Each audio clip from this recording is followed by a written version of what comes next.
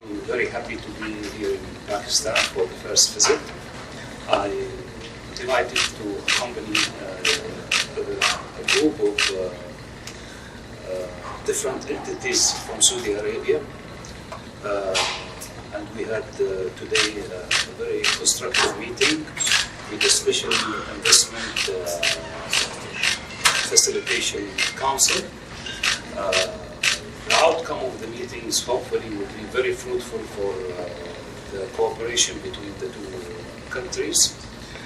Pakistan has quite a good potential in attracting investment, especially in different fields, among them mining, energy, agriculture, and IT.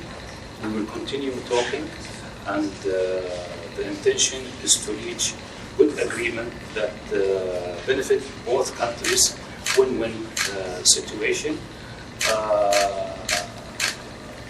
Once again, I assure you that the leadership in the Kingdom of Saudi Arabia, the custodian of the two holy mosques, and His Royal Highness the Crown Prince have interest in always enhancing the relation between the two countries.